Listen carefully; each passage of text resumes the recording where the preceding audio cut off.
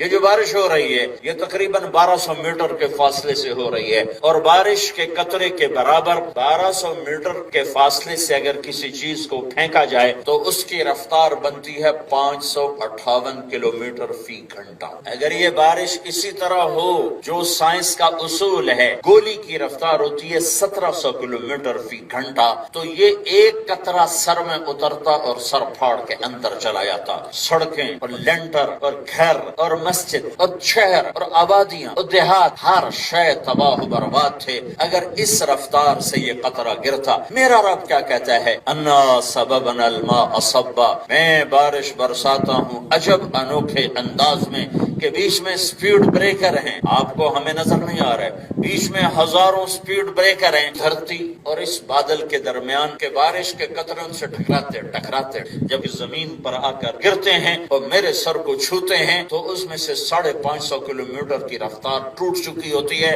اور صرف 8 کلومیٹر فی گھنٹہ کی رفتار سے یہ بارش ہمارے اوپر برستی ہے، اور یہ صرف اللہ کرتا ہے۔ صرف اللہ تعالیٰ سپیڈ بریکر ہٹا دے اور کچھ نہ کرے، ہٹ جاؤ تو ایک بارش تباہ و برباد کر کے رکھ دے۔